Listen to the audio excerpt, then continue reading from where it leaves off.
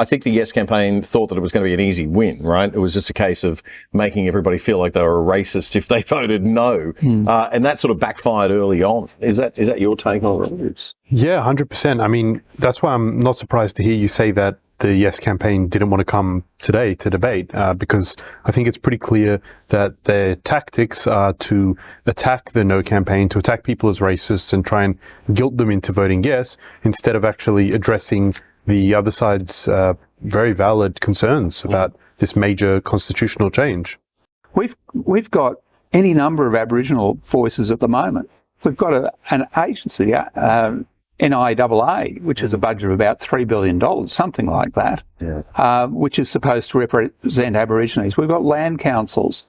We've got a whole range of organisations. In fact, as an ethnic group, it's got more representation, more organisations than any other ethnic group.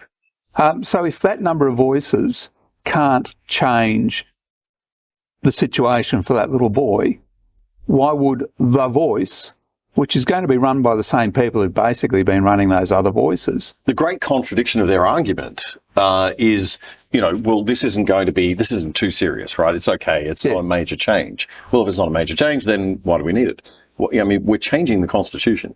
This is a massive change. I mean, we're not just altering a few words. We're adding an entire new chapter. And that's kind of what I want to get into a little bit later on with both of you as well.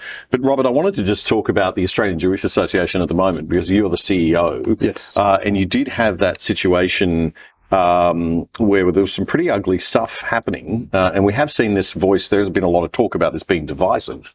A divisive thing. Tell us a story there concerning David Adler. Sure.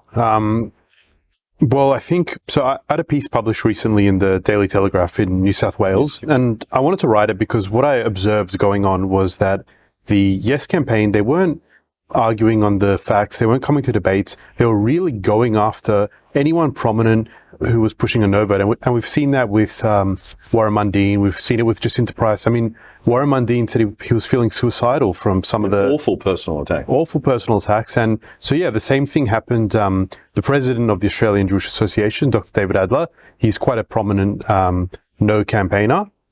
He's on the board of Advance, and he's been pushing the no case. And so what they did is they went to his personal Twitter.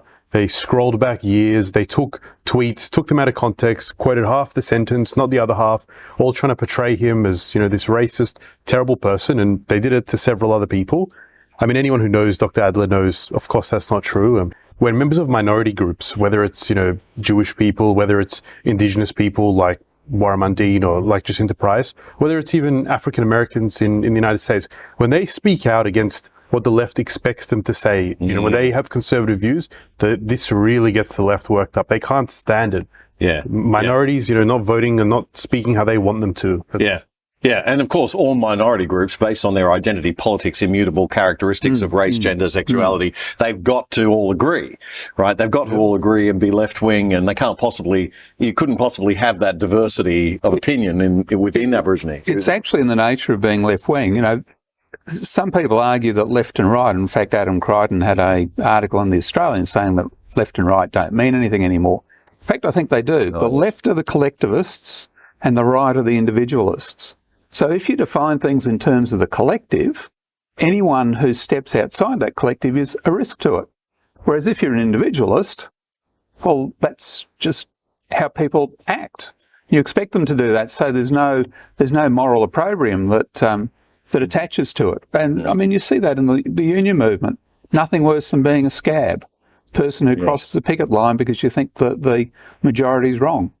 Yeah, well, and also I suppose you're seeing that in the Jewish community with the two different prominent Jewish groups. I mean, you've come along, the AJ has come along as a conservative Jewish organisation to challenge. Yeah, there's a big disconnect between, some of, as you mentioned, the elites. The Jewish community is not immune, just like all other institutions.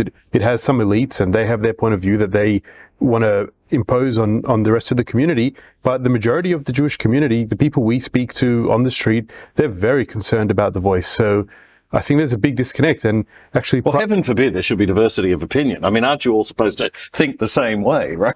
Yeah, the left can't stand that. And the Prime Minister actually was at a Jewish function, and he he said, he's so happy that the Jewish community is so strongly backing the Yes campaign because he's getting this incorrect impression from these just a few elites running these organizations rather than, and I think when the vote comes, you'll see in the polls that, neighborhoods where a lot of Jewish people live, they're going to vote no just as strongly as the rest of the country. That's my prediction. If you're a migrant who's come here to this country, in a sense, they're saying you're a receiver of stolen goods. You're not just a second-class person, but what you've come here to get is something you didn't deserve, and we're now going to reassert our rights. Because if you look at that Uluru statement, they talk about sovereignty which was never ceded. So this doesn't belong to you other people; it belongs to us. Well, it should strike migrant communities communities. I would have thought more strongly than anyone else. Yeah. Oh well. For sure. I mean, we're inadvertent receivers of stolen property. They're active receivers of stolen property. I take offence at being told I'm not Indigenous to this land. I mean, where am I Indigenous to if I'm not Indigenous to Australia? That concerns me.